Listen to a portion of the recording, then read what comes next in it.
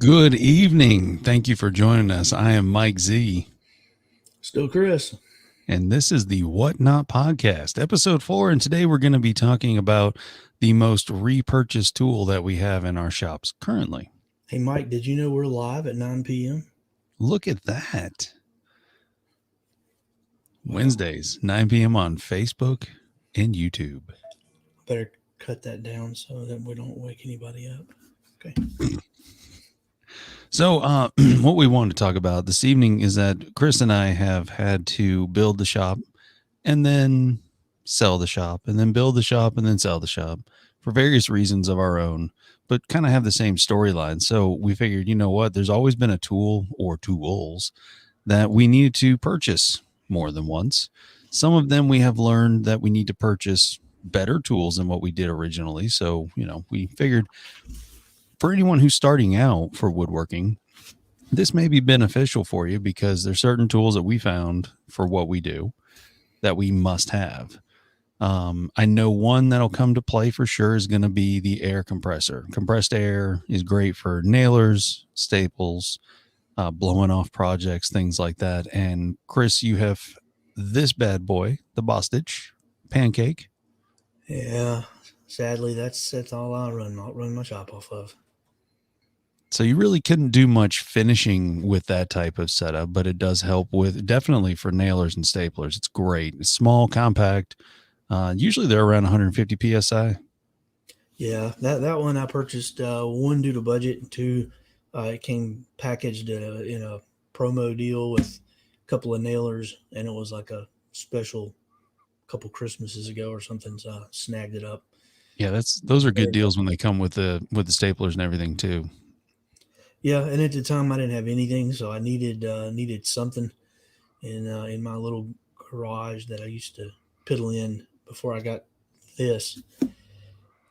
That and some cordless drills was about it. There you go. John, good evening to you. Thank you for joining us. Yep. So, yeah, I think it's definitely a must if you're going to build anything. I mean, you can use screws, but really for a quick pop together project or something to where you maybe want to make a mock-up and you don't want to have it completely glued up. You want to see if it'll work. Brad nails work good. 18 gauge is typically what I use. And then I find myself more and more going to staples for holding a lot of structural stuff together. And then of course CA glue to go with that. But drills, I didn't get a picture of any of mine, and I have to think about this. I think I have 7 or 8 drills. Chris, got to step away for just a second.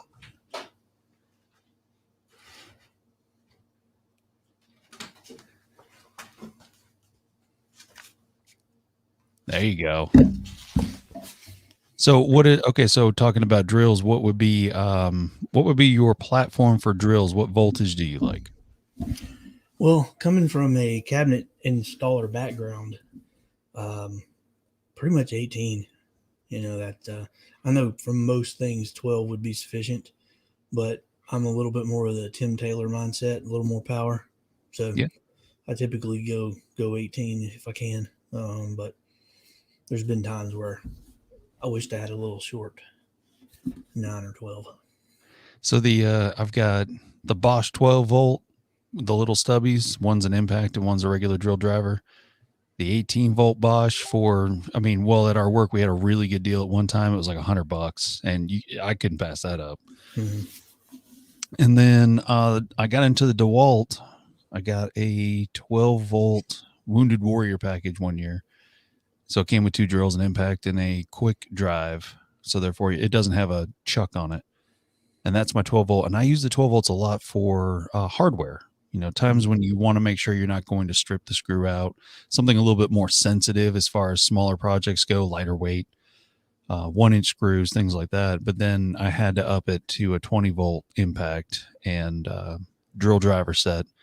That one there for sure I use a lot, doing 3-inch, 2.5-inch screws, stuff like that, because it has the extra power. But what I like about the DeWalt series of the 20 volt is that it actually has a switchable. You can use the impact as just a drill. You can use it as a slight impact, and then you can use it for like metal, if you've got metal fasteners to put in there. So I like the versatility. It's not just one speed and this is all you get. So I do like that part of it. But yeah, definitely the 12 volt and the 20 volt for me have become. I haven't used the Bosch as much because of those. They're more lightweight. The DeWalt's are. Yeah, I bought a Porter Cable 5-piece set, I don't know, years ago, and it was the old style battery that was the size of a brick, Yeah. and their batteries I've already replaced two of them, and then I had a third go out, so I was like, man, forget this. I'm just going to go ahead and upgrade. And this little impact driver has multiple settings, so that Yeah. if you're doing normal screws, it kind of what you said, it won't strip them out, which is nice. So. Yep. And then I like having the second and the third setting on. That's the same one I have. I love that thing. Mm-hmm. And of course, they all have upgraded LED lights now, which they didn't come with before. Those are very handy to have, especially on the actual drill head itself. I know my Bosch has it at the very bottom where the battery is, and it causes a shadow, so it's not as helpful. But I do like the LED lights on there. I know one tool that we both have is a chop saw. I have the same DeWalt that you do. Yeah, single bevel. It gets the job done. 10-inch. No, 12-inch. 12-inch. Yeah. Yep. Downside, of course, of them is that they don't go flat to the wall. If I had an upgradable choice on that, it would be the Bosch Glide. Goes flat to the wall. I just love how that whole thing functions. But for the price point, and you just need to get a chop saw, you really can't go wrong with the DeWalt. Yeah, I mean, I used to use it quite a bit, so I had it dialed in. Now I don't use it much for anything other than rough, rough chopping. That's it. Everything gets dialed in and perfected at the table saw. Yeah. So, would you do more bevel cuts at the table saw now than you would the chop saw? It depends. I mean, if it's like a piece of crown, that does require a pretty, you know, sustainable and secure setup. So I don't know that I would be doing much crown on the table saw, but if it's just normal molding, I've gotten now where if I'm making a mitered box, 4-sided box, I bought a really nice 45-degree bevel chamfering bit, Hmm. and I can do 13, 16, 7, 8, something like that with it, which is perfect. And that gives me dead on 90 or 45-degree miters. And so I've found myself a lot of times just going to that if I'm going to do traditional woodworking. And in that way, I just cut everything dead on the fit, chamfered at the router table. Now, do you use tape for your mock-ups on your miter joints? Mm-hmm. If you don't know about tape, tape's a good trick. 2-inch tape, masking tape, not duct tape. You don't want to go crazy. But yeah, just regular 2-inch masking tape is great for mocking up. Yeah, and then when you fold it, whoa, hello. Knock it over. Then when you fold it all up, it's already snug, tight joints, and you barely have to do any clamping to it. Yep. And it's another, I don't know if a lot of people know that you can actually use tape for clamping up a box. Like if you need to do a complete 4-sided box and you want to do it all at once, you can actually lay the tape out, put your pieces down, butt them up to each other, but put them down. And then therefore you can put some glue in the joints and then just roll them all up into a box and then put the tape at the very end. But you put the tape down first. That way all the sides have the tape on it, but it makes a great quick clamp. Yeah, I did a test on the Axiom one time doing what's called a sort of where you leave a skin, and I used a 90-degree V bit and left that skin, brought it all late, and when I got it off the machine, it was still all one board, and then it's got such a thin skin where the two angles come together that literally fold them up and they perfectly snap, and leave you that pretty cool joint. Did that once, not for a full box. I just did it just to see how the two pieces would fold up in case I ever wanted to do a box on the CNC. There you go. It's one of those things where you're kind of finding the use for the CNC takes away some of the tools that you don't really need and use. I know we were having a talk about joiners. Mm. And do you need joiners in the shop if you have a CNC? What do you think? Well, let's just say I had to clean that off to get that photo. You haven't used it in that long. Well, I mean, it's just not. I just don't do enough to require that. If I was doing a lot of long parts, when I did a batch of candle bases back a couple years ago, instead of doing individual little pieces, I was doing 8 and 10 foot long stock, and so I was milling it all there. I mean, for something like that, absolutely. But for just small little single projects, do all my edge joining elsewhere, facial joining on the CNC if it'll fit. So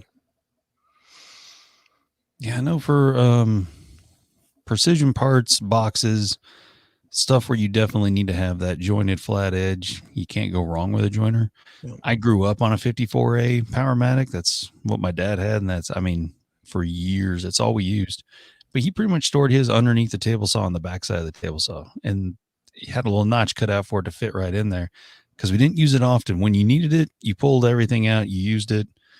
But for the most part, I don't know. I think you can kind of get away with not having one. There's a lot of videos out there on YouTube for sure that explain how to use a table saw to make a straight edge and a sled on that.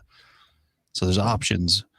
I would definitely have one if I was doing a lot of traditional woodworking in general, where you had to make sure that all the parts were precision thickness, especially doors. If you're doing something like longwood doors, I think they really come in handy. Well, I mean, my first one I bought on a budget, and it was one of those old Delta bench top joiners. And let me just tell you, I don't care how bad your budget is and how bad you think you need a joiner. You don't need a joiner bad enough to buy a bench top. It doesn't flatten, it doesn't straighten. It just doesn't do what you want it to do. And it only took me one job to realize, unless I'm doing a lot of crafts where all my boards are a couple feet or less, don't waste your money on a bench top. Yeah, because really, when it comes down to this one, it's all about those tables. Yep. And even with that one, and the reason I stopped using the joiner is because that's a 6 inch.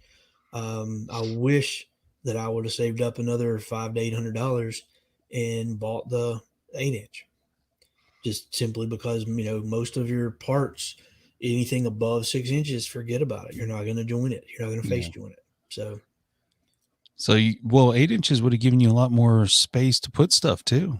Could have stored a lot more things on top. Yeah, I mean, an 8 inch deep shelf it's a lot more storage for sure. So another tool that's been around for ages is the 735. It's the DeWalt 735 planer. Yeah, I started out my first planer was a 733, which was the little brother to that, back in 1995, 7, something like that. Somewhere in the 90s, that decade that is so long ago, we don't remember what it was. Yeah, it's kind of just all blends.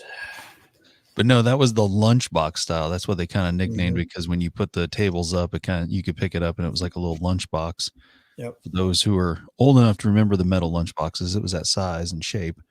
But yeah, the 735 changed the game for me because it had 4-post sprocket raising and lowering of the knives itself. The whole head went up and down. And that just changed the game as far as making sure it was constantly level, even across the board. And if you didn't have a dust collector, it could shoot those chips a good, 25 feet out the back? Easy. Yeah.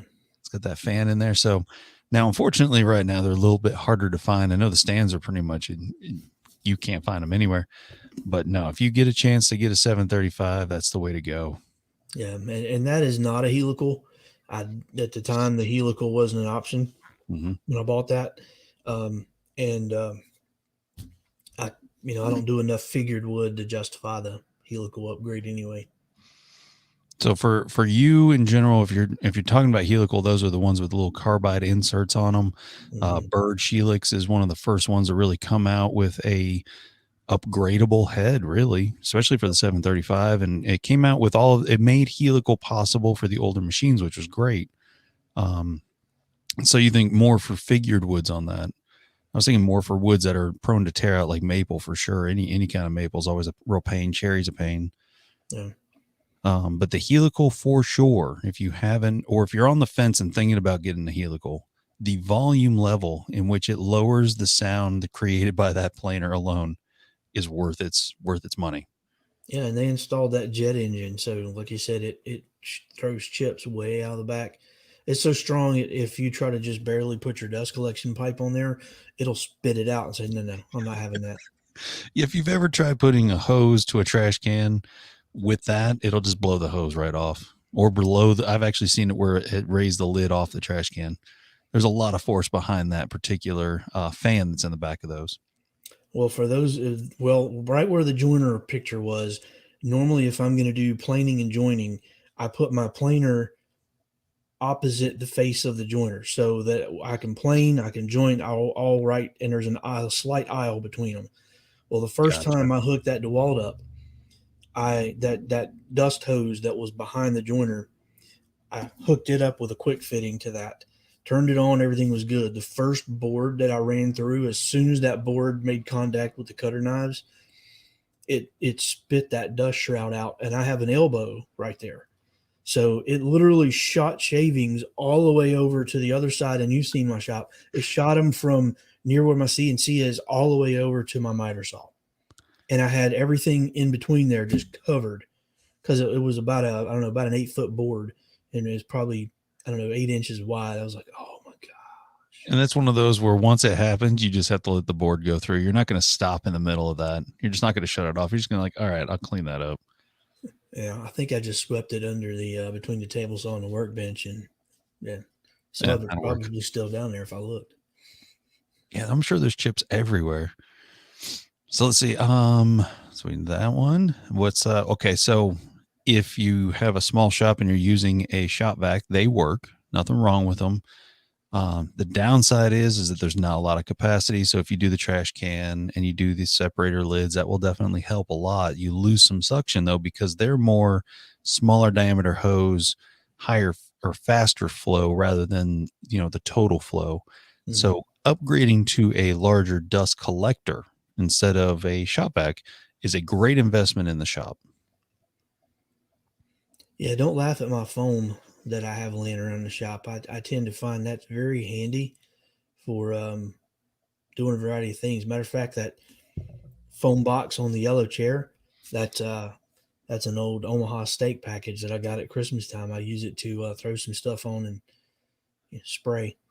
It looks Works like it's well, got some black on it. Yeah. and some green and a couple other colors. But yeah, so you know, Omaha whatever you Steaks do, no foam. matter, huh? Omaha Steaks foam.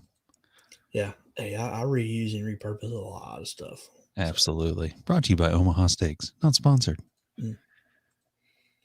But no matter what tool you got, you just need to make sure you got something to be able to pull those shavings away. Because the last thing you want is a joiner and not being able to pull the shavings out, or a planer and not be able to get the shavings out because they tend to clog and load up.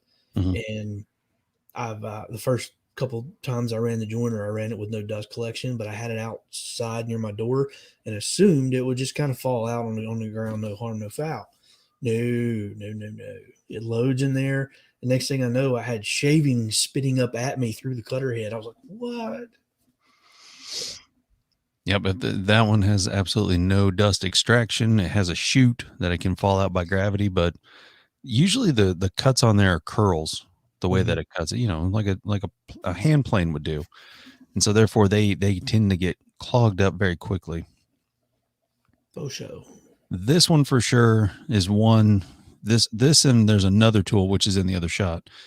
The drill press and the bandsaw Mm-hmm. are the two that I need. I've always needed them. They're just one of those tools that are just quintessential in the shop.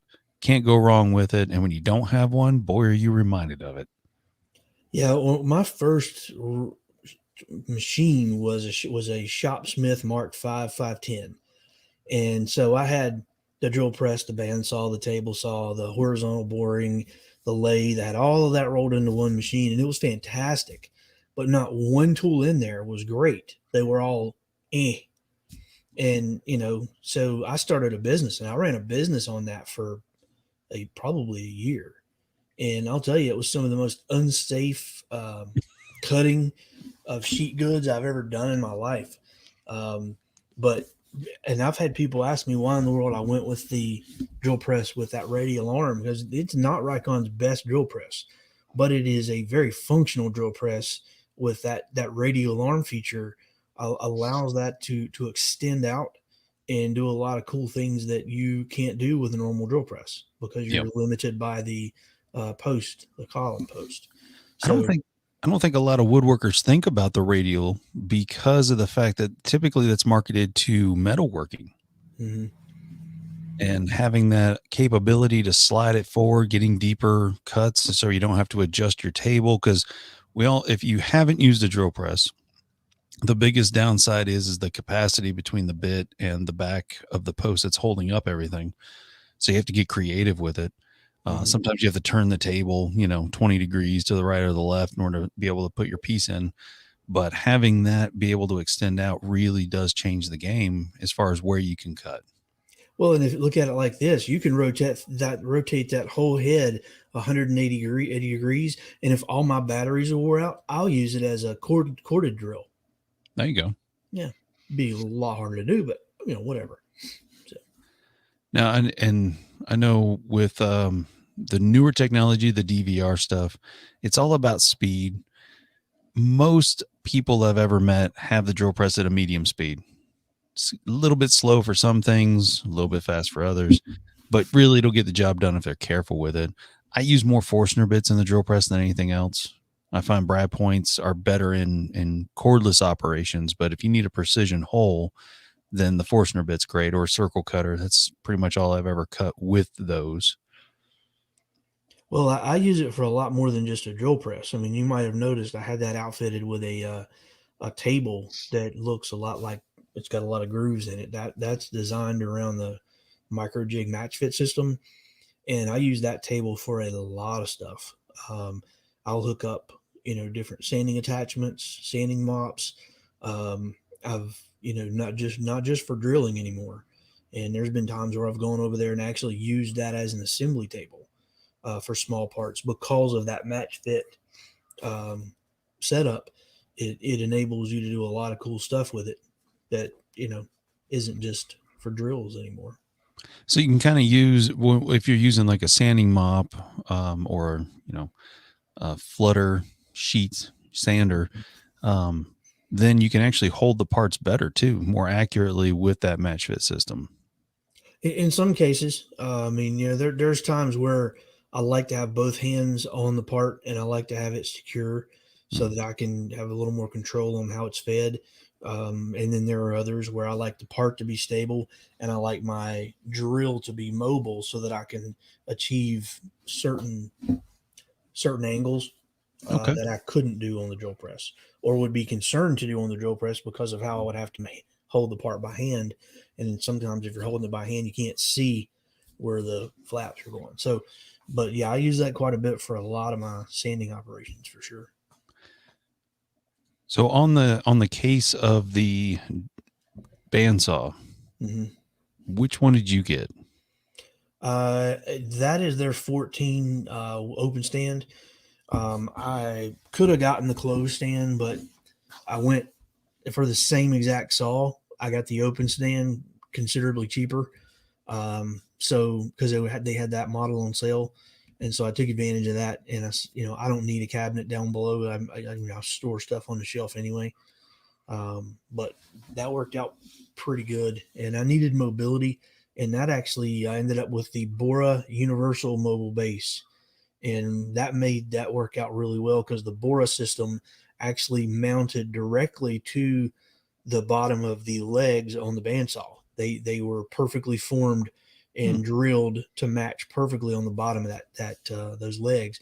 So cool. that worked out great. So Yeah, I have to say that if you're looking at a closed cabinet bottom versus an open stand bottom, the open stand kind of gives you more versatility of storing things. The one thing I never did like about the Rikon 14-inch, and this was the 325 and the 326, is that if you put a mobile base on it, you can't open the door. hmm. The wheels get in the way. So you can only open the door like maybe 3 inches, which is enough to get a blade in and out. But there's a shelf in the middle, so you really can't store a blade in there.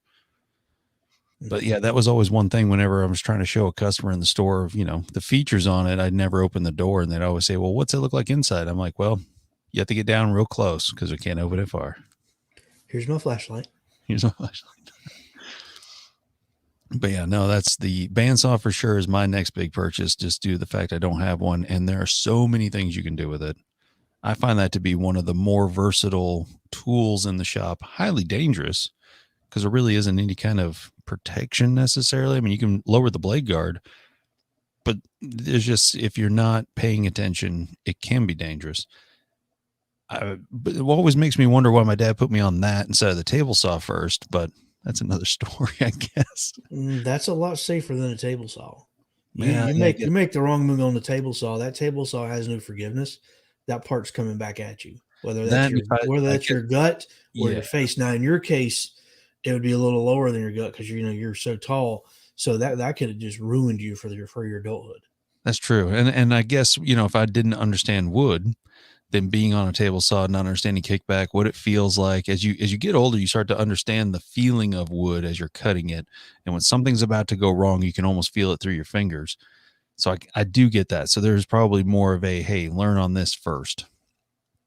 Yeah, I mean, and I've never hurt myself on a bandsaw.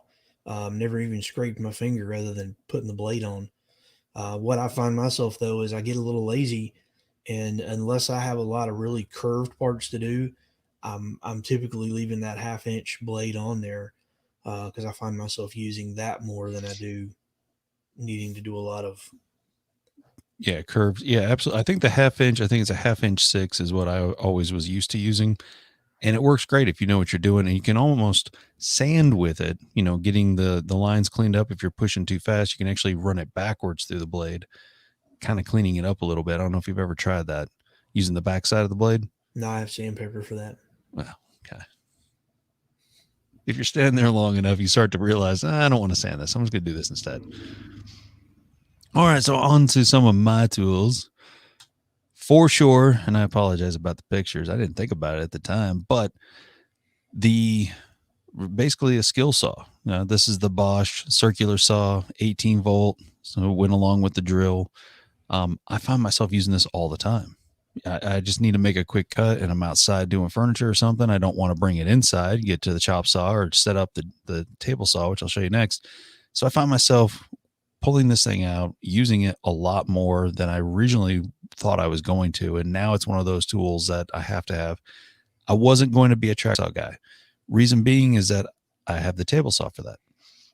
So for me, I didn't necessarily need it for the track saw end of it, but I have found that Bora makes them and you can get them at like Harbor Freight, a straight edge, you can clamp on.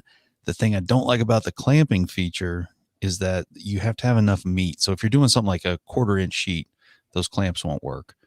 So I found a nice piece of maple that was about 8 feet long, nice and straight, jointed it, made sure it was perfectly good, and actually I use that all the time now for my straight edges. I just clamp it down on either end, and I use it for sheet goods. I use it for all kinds of things to break it down because I only have the saw stop job site saw. Reason being is that I have a small shop, like it's the single car garage downstairs in the basement type of setting. So I don't have room for a table saw to constantly be up and running, ready to go. As you can tell with this one, a little dusty, but it gets some good use. Trust me. Use that as your sanding table, Mike. Yeah. I use it right next to the sanding table. No, that actually has more overspray on it than it does sanding dust. It's pretty bad. Yeah. But it's one of those tools where I can basically open up the door and it's a regular people door because it'll fit right through there.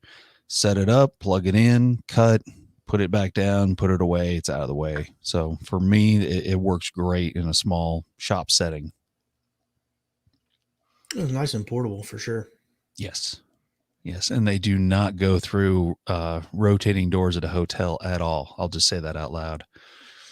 Yeah, as doing some shows for SawStop on their behalf, safety shows, I was the genius who decided that, hey, a big rotating door, this will fit. No, when that gets stuck, everyone hears it and sees it, and then you're the guy trying to shove a table saw through a door like that. You only do that once. So you're the weenie in the saw stop door scenario. No, there was no hot dogs at that time. Well, it shut the door. Yeah. Shut off. Everything quit. Nope. But if you ever go to a safety show, I have no problem being the hot dog guy. Hmm. That is the term of endearment for me. There's my chop saw. That's actually my dad's old one. So it's been through the ringer quite a few times. For me, I have put marks on the fence in Sharpie where I do a lot of common cuts, mostly because of laziness. But I know that, that first mark is 1 inch. Second mark is like 1.5 inches or 1.75 inches, whatever I was cutting a lot of at the time. Then there's 4 inches down there. Right at where the table turns is around 6 inches. So I kind of put these marks there because I'm just doing rough cuts anyways. I'm not going crazy with trying to do precision on it.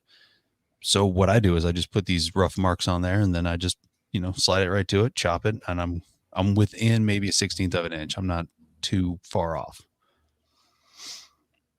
It makes sense. Sometimes laziness works. Yeah. Now, if you're going to, this is my big promotion of this company right here, Industrial Air. Oh. Yes. And I will say it's not sponsored whatsoever, but I found out that if you're going to get a Cobalt, if you're going to get a DeWalt, if you're going to get any brand out there that's around that $6.99 for a 60-gallon, Industrial Air is usually the ones who make it in the first place, and they just relabel it with the logo that you want or the paint color. But they're $4.99 for the exact same thing. So you don't have to pay for that label on there. All made in America using some imported parts, but I believe they're out of Indiana. So great customer service, long life on them. I don't know. Like as soon as I started researching to find out where these companies were getting them, I was like, well, wait a minute. I can just buy it direct. That's so much easier. So that's my caveat. But I do the 60-gallon only because I do a lot of spray finishing. Well, once I get that dust collector moved to the corner, the dust collector is next. I mean, the air compressor is next on the list, so I have to keep that in mind. Yep. Just let me know. I'll tell you who to contact on that. But yeah, Industrial Air, they do not sell direct, but they have lots of dealers. They just don't really advertise, which is kind of funny because they have all these other companies they're doing business for. So that for them, they're not thinking about it as in like we sell our brand. They're thinking about it as in we sell the DeWalt, we just powder coat it yellow. We sell the Cobalt, we just powder coat it blue. So that's what they're doing. But you don't have to pay for that powder coating. You don't have to pay for the name. You just get a flat black model, 60-gallon, 220, good to go. And it's dusty, as you can tell. But don't worry, there's plenty of oil in it. I always make sure that that's up to par. I'd expect nothing less. Oh, got to make sure it's lubed. That's really all the pictures I grabbed a hold of for now. Some of the tools that I do have and use that I found out that I can't live without now is the Bosch 3 1/4 hand planer, the electric hand planer. I started finding myself to actually like tabletops, especially if they're veneered, if they have really thick polyurethane finishes on them. I'm not a strip guy. I don't like to strip or chemically strip finishes off of there. I find that it causes issues with the sanding and well, not so much with the sanding necessarily, but it causes issues, especially if you have very porous woods. Like oak, for instance, if you're using a chemical stripper, that chemical agent gets into the pores. And then as you're trying to finish, you actually have this haziness to it. It doesn't have any kind of beauty. Like it almost strips all the natural oils out of the wood.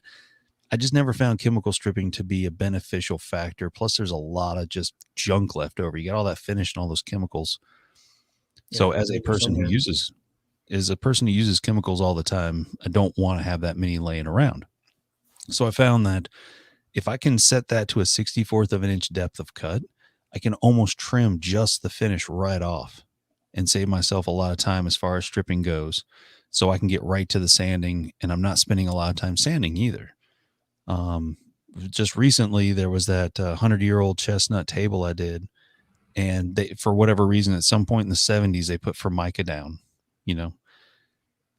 and I started kind of getting the 5-in-1 tool in there, and I was like, man, it's taking forever. Well, then I was looking at it and I'm like, wait a minute, let me just try the hand planer. What's it going to hurt? It's a high-speed steel blade. Sure enough, cut that right off of there. I was so impressed. So there was a lot of uses I found, not just for your traditional woodworking. I would rather use a hand plane in certain things just because there's one, the sound, and two, there's just that feeling with the wood. But if you're doing a lot of like finishing or refinishing, you just want to cut something down and strip it, I found that to be a great tool. Well, that I've used those in the past, and not for what you're using it for, but you know, they're definitely handy from a cabinet installer perspective. Tell me about that. Well, you never know. We did a lot of remodeling, and you build a mantle or some really high end bookcase or entertainment center, and it's got to go between two walls. Well, our company, we weren't one that we didn't like to use a lot of trim. We wanted that fit tight to the wall. So we would scribe it, plane it, get the mantles all snug. And we did some old rough houses, man. Some of those old houses built way back in the day that had a lot of plaster. That plaster wasn't flat. Mm. A lot of scribing on those mantles. I have found that if the house was up to about mid 90s, the walls usually were pretty plumb. They were pretty straight. But it seemed like after that, things got a little out of hand, and I don't know why. I don't know if it was drywall change or what. Yeah, we had some old ones that they weren't that way. We did. It just has nothing to do with your planer. We did one job between one end of the kitchen and the other. Um, it was 2.25 inches out of level. The floor had sagged that bad or moved that bad. Wow. So, needless to say, by the time we got to the other end, and we knew it was off a lot, we just weren't 100% sure it was that much. And so, by the time we got to the other end, we had to rethink how we were going to do the toe kicks because clearly that wasn't going to work. No, that would look horrible too. Yeah.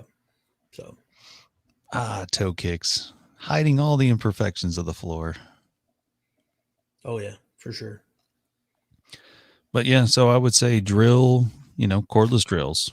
Find a platform that you like. For me, it happened to be DeWalt. I'd just grown up around DeWalt for years, so therefore it was one of those brands I did trust. And right now, I'm really glad I got it. I haven't had any issues with any batteries. I had one that just wouldn't take a charge for some reason, and I put it in one of those lights, one of those work lights. It was a 12 volt. And I would just run it all the way dead, put it in the charger, run it all the way dead. And then eventually it actually came back, which is kind of weird because for the longest time when you put it on the charger, it just flashed red like it was hot, but I hadn't used it. So that's the only trouble I've ever had out of anything. I do know that there's some people that are using the 20 volt chucked drills, the drill drivers that are the chuck version, and they're cranking them down too far. Like they're a Jacobs chuck or something that has those, bigger metal clutches in it. So therefore, as it tightens down, it stays tight. Those have like this really fine micro system to it, and it doesn't take much to hold something. So I did see a lot of complaints on that, and I've had people ask me about it. Have you ever had any trouble with it? I haven't, because I'm not trying to crank it down like it's an old drill. I'm trying to just, as soon as you turn it a couple times like a gas tank, 3 times, you're done. No worries. You don't have to go crazy on it. But Bosch originally to start, I think Bosch and DeWalt probably are my two favorite brands when it comes to like shop power tools. Then I go to Craftsman when it comes to lawn care stuff. Don't ask me why. It's just how I do it. But if I could, I would go all Craftsman. But at the same time, I'm leery of it still because I know that they've removed the Porter Cable name to replace with Craftsman. Yeah. And Porter Cable there for a while was fantastic. That was one of your top of the line brands that were easy to acquire for anybody. Anyone who wanted a router, for instance, could get them. But now recently they've just completely discontinued most of their line. A 690 router was the go-to router. And now you can't find it. They don't exist. Yeah, I feel bad they ruined that line, but it is what it is. It is what it is. It's all business somewhere. I remember the days of the what we used to call the train belt sander. It was an all metal housing, 4x24. I think they had a 3x24 as well. Mm-hmm. You picked it up, and the thing weighed about 30 pounds. And you could just crank it up and hold on for your life because it was going to take you for a ride. And then OSHA stepped in, and all these other regulations stepped in, and no more metal housings, and it was at that point stuff started going downhill. Yep, metal housing. It was almost like they made it out of cast iron. It weighed that much, but at the same time, you wanted that weight for a belt sander because that helped get the job done quicker. You weren't trying to push down on it If you've ever used a belt sander and you try to push down, you'll notice that you start to rock left or right and you start to get these grooves in there. So having something that weighed a lot and you could go side to side, that was the bee's knees. There you go. There's one for you. Mm. But the final one that you had was your CNC machine. Oh yeah. Which I do not see. So let me get that while you're talking about it. So I think the CNC has become your staple now. Yeah, I mean, I still find myself to get it to the CNC. I still find myself probably the most used tool in my shop is the table saw, especially now that I've got the sled design that I've got, because everything I can do on the table saw gets me ready for going over there. And then when I'm over there, that does a whole lot of things that I didn't think it would before. And I bought, I don't want to say cheap, but I bought a lesser expensive model first that I thought was going to get the job done, and it certainly did a good job. But then requirements changed, and well, here we are now. So what were the requirements that changed? And not putting you on the spot, but was it more precision? Was it more speed? Like, what was it that the inexpensive one didn't have that you were looking for? Well, the need for a little faster run times so that I wasn't working every night out here till 11. That came out because I had a couple of regular customers that came on board, and so I wanted to make sure that I was just tired. I was working a lot of late nights, and still am. But that was one. Two, I wanted to upgrade to a spindle because if you've never run a CNC with a router, and not a spindle but a router, let's just say that even with earplugs, you don't want nothing to do with it. So I wanted something with a spindle that I could still use half-inch shank bits, and the brand that I was using didn't offer a half-inch shank spindle option. So that forced me to kind of think about what I needed and what I wanted. And my wife, I complained a couple of times, not really complained, but just, oh man, late nights and I'm just having to do this because I don't have a half-inch shank bit. So it's taking me longer to surface things. It's taking me longer to flatten things and dimension things. And she's like, you know what? You didn't want that one to begin with. You wanted that Axiom. So why don't you, if you can sell that other one, go get your Axiom. Yes, dear. I had already taken photographs and it was on Facebook Marketplace, by that night. So that worked out well. And it was I don't think they call that complaining. I think they call that whining, and they get tired of hearing us do it. Well, but I've raised 3 daughters and been married for 26 years. So I've learned the fine art, well, some of the fine art of communication with the wife. And I've got an awesome wife, I really do. So a lot of guys bark and complain and grumble about their wives. I can't complain and she doesn't watch this, so I'm not even worried about her catching an episode because she's like, yeah, whatever you're doing a podcast, whatever. Yeah, go talk to someone else. Go away. Yeah. So I mean, she is a phenomenal woman. I mean, so it just worked out, and she said, go get it. I said, just to drive everybody nuts, because I'm very blessed to have my wife. This table saw, the saw stop, the story behind that, sitting in bed, we knew we had a project coming up that required a table saw. I was like, if we had one, it would make this a lot easier, because I was using that small saw, that circular saw. We were looking, and she found one, at Lowe's for $2.99. And I said, it's nice. I said, but I don't want the stand type. What am I going to do with it when I don't need it? I need something more on a cart. So then she found one that was like $5.99. And I said, that's cool. I said, the only downside is, I said, not because I'm the saw stop guy whenever people, I have to do shows. I was like, but at the same time, and if you have little kids, I cannot stress that enough. That is a crucial point, is that, if she's going to be cutting on it and they distract her at anything at all, I said, it's going to cut your fingers. And the greatest question I've ever heard, and she was completely sincere about it, was, how much of your finger will it cut? And I said, well, it'll cut all of them. I said, it'll cut the first one, and the ones that follow next to it, I said, it'll be instantaneous. You won't even know it happened. It'll be that fast. So now she calls it the stupid expensive saw because I told her about Saw Stop. She's like, why are we buying a $1,300 saw? Well, but once I did the hot dog trick for her, showed her how that worked as far as it stopped. It didn't cut anything at all. It was one of those where it was like, all right, get your stupid saw. But I don't have to worry about it now. The way that she tells me things, I just laugh at it. So don't think she's, bad mouthing at all. But whenever she saw that and she realized that if she got distracted and she's using it and she uses it all the time, but if she's using it, I don't have to worry about it. I don't have to think about it. I know it's fine, and that to me is the peace of mind that I needed.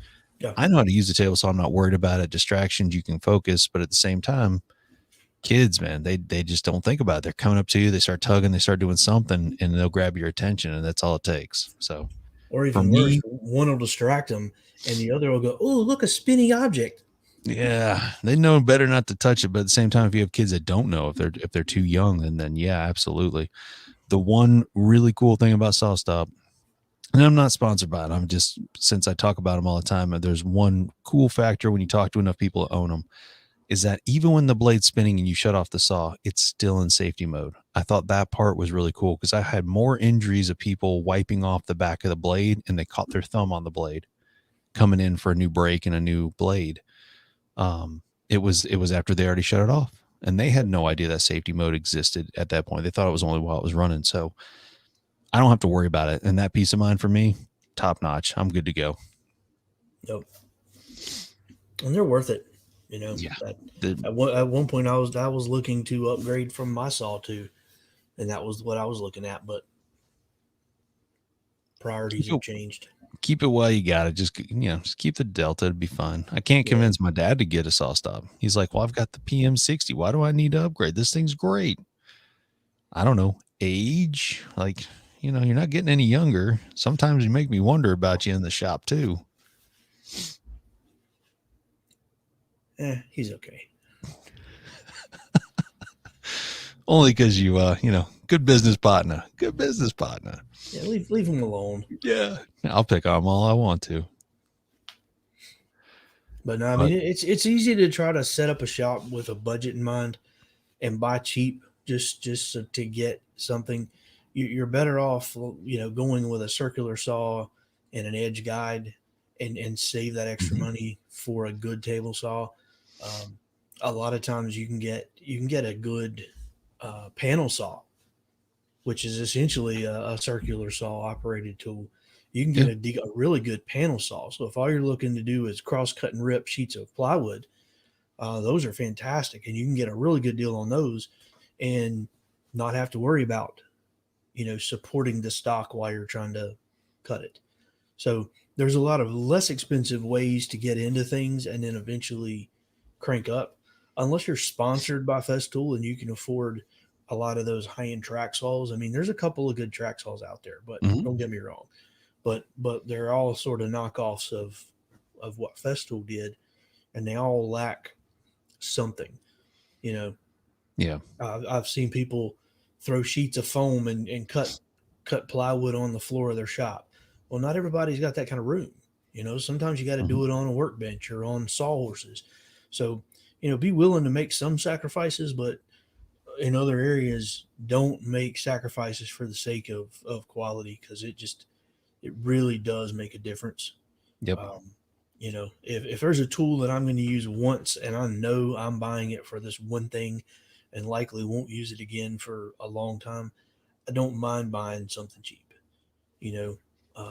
but most of the time now I find myself leaning towards spending a couple extra dollars to get what I know is a good product.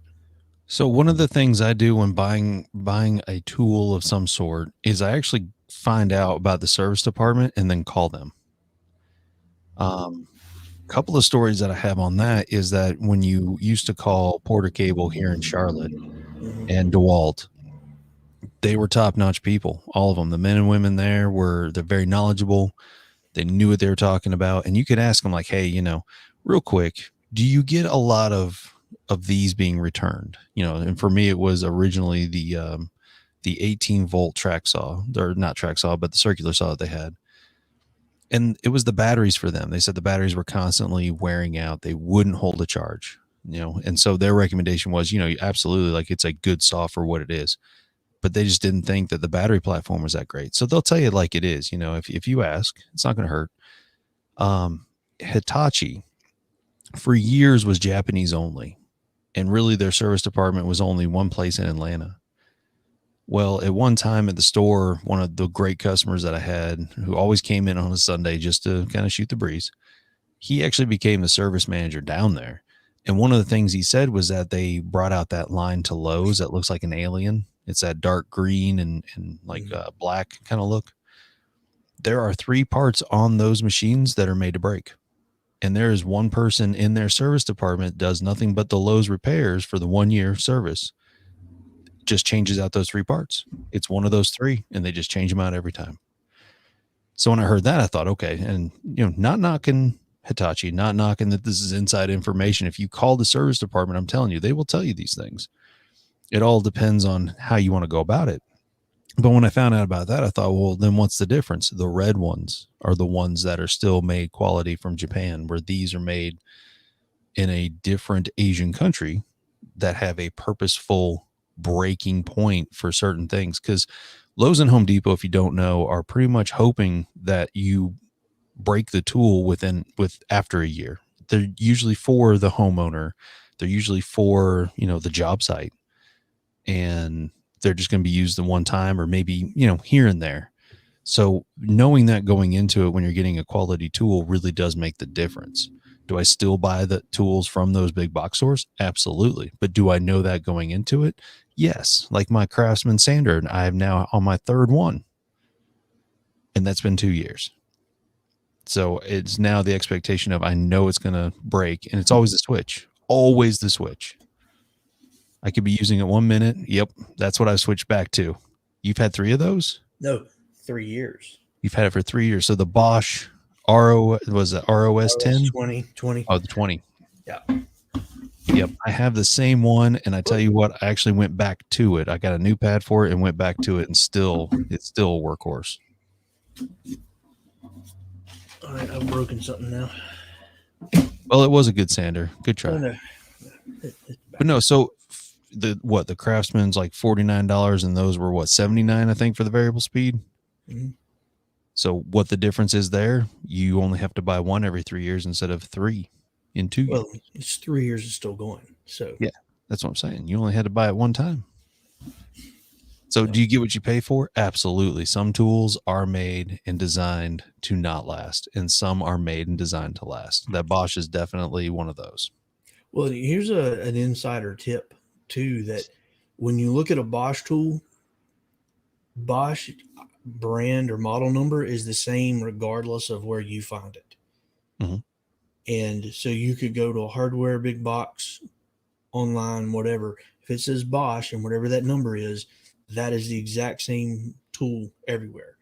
DeWalt, Porter Cable, Milwaukee, all these guys, all these other companies, they will actually manufacture a tool that's sold to a premium tool supplier, and then they make a big box version. And you just expressed a perfect example of that with the Hitachi. So, don't just think, oh, it's Hitachi, this is good, or oh, this is Makita, this is good. You got to know what you're getting, and know that if you see a model number 522 at one place, but it's a model 522A at another place, that does not mean that's the same tool. Nope. They could have the same external housing and then cheapen some of the brushes or cheapen some of the motor components or the switches. And that's the last thing you want to get into that. So be very thorough when you're looking at tools. And I know with modern era, it's nothing to go find reviews everywhere and forums everywhere and YouTube reviews on tools everywhere. Mm-hmm. So that, between that and your needs and, the money and, just doing your own research, there's a lot of ways you can find yourself to be very helpful before you just go shelling out hundreds or thousands for a tool. Absolutely. And I know That particular Bosch that you have there is a VSC model, and that one was the less expensive part model, if you will. I think it was the ROS 10 VSC is what they call it. Looked exactly the same, but for whatever reason, there's something inside because it is not the same. Porter Cable used to be. Now I'm glad, not that I'm glad that they're no longer doing what they're doing, but I can say this: they were one of the biggest proponents of that exact scenario you gave. They had an A and a B class. Yep. The B class was always to the box store. The A class went to hardware stores, that went to specialty shops, or it went to supply houses. So they were banking on the contractor who was just going to buy this tool, use it for a job. If it breaks, we'll just buy another one on the next job. We just roll it into the cost. That's what they were banking on. The Hitachi thing, which is kind of interesting overall, is that Metabo purchased, and then Metabo covered up the HPT, which is Hitachi Power Tools, with the Metabo. So they covered up the entire bad karma that they got for doing that with Lowe's by making it a whole new brand. That's how it had to come about, because it became known. If you didn't know about it, it actually became known. But very interesting how tools can do that. And you just got to make your research. Like you said, some places get a great deal on a certain tool. It looks exactly the same as everyone else's. And if it's cheaper, it's too good to be true. And there's a reason.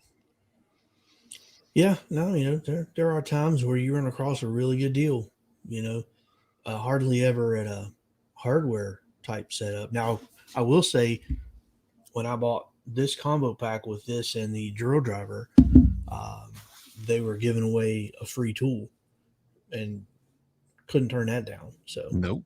That's how I got my Bosch, is it came with a free tool. Now, if you will, though, here's a difference on a DeWalt. Pick up the DeWalt and look and show the top.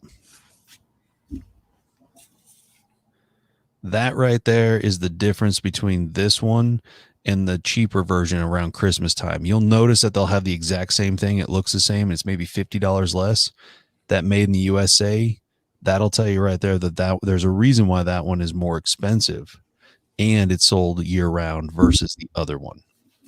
So there's little nuances like that you got to look for, because mine's a USA version, and that's exactly why.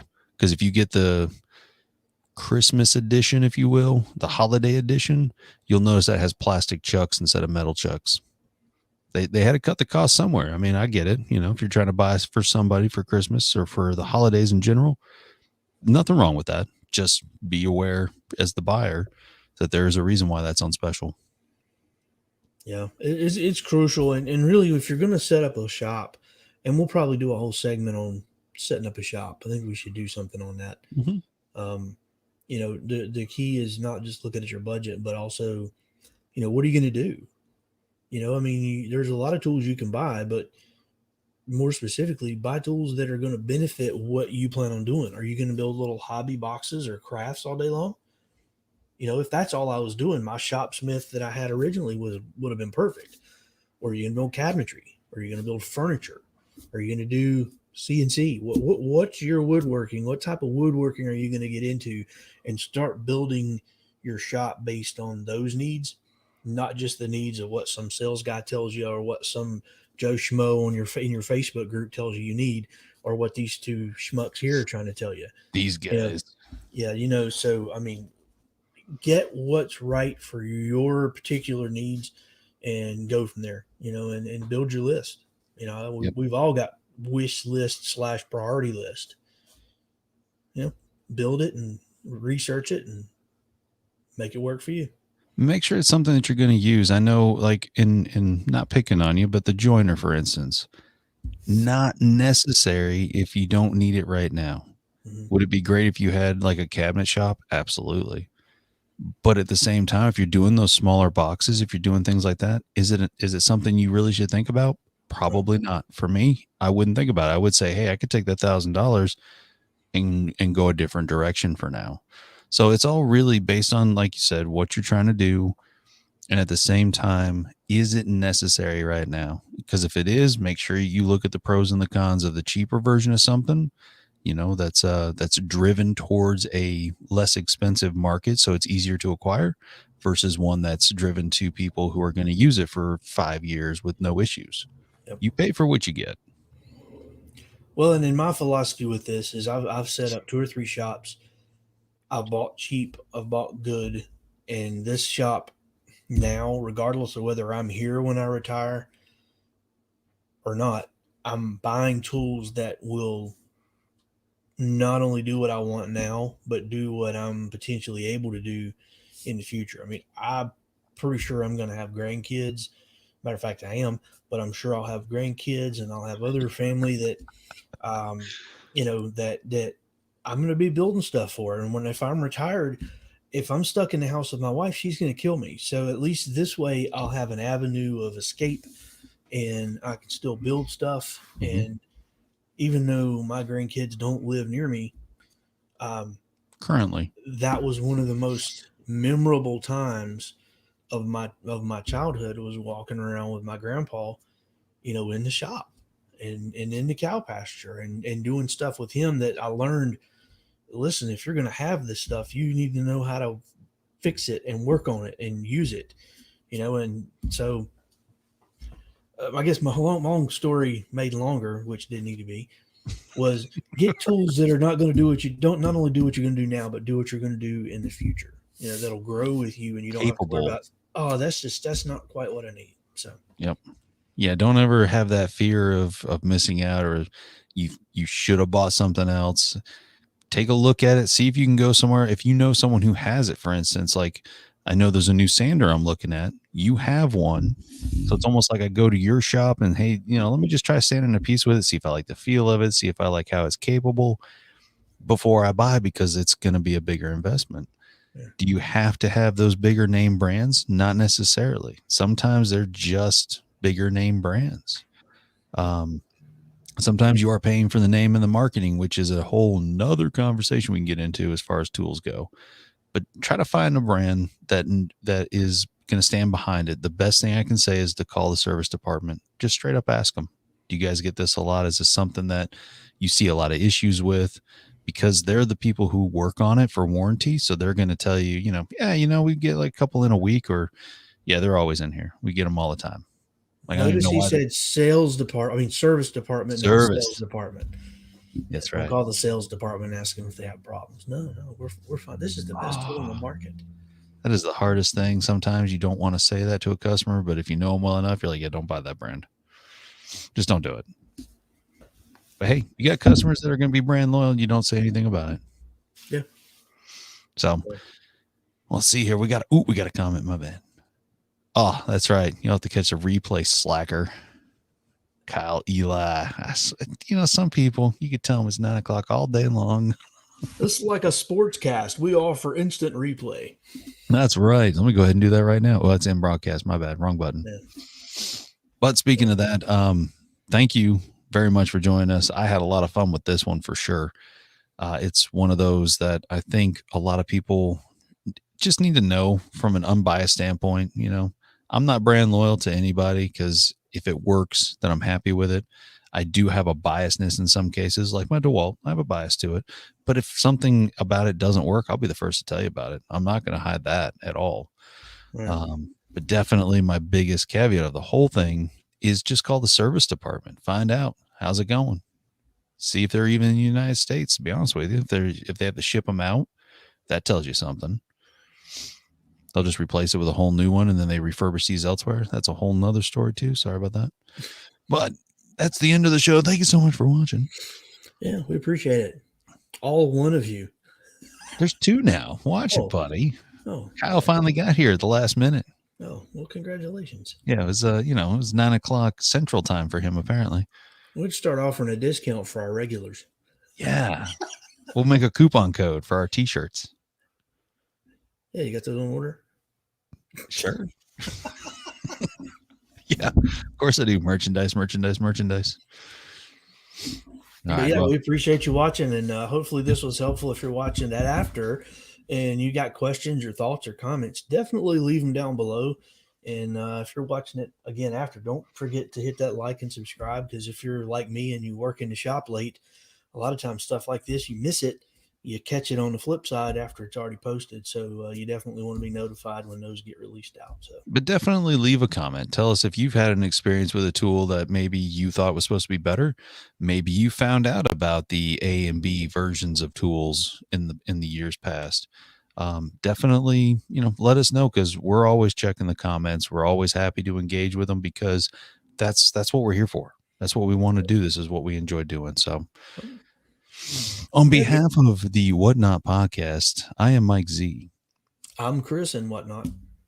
Thank you so much for joining us, and we'll catch you next time. And that would be Wednesdays at 9 p.m. Kyle.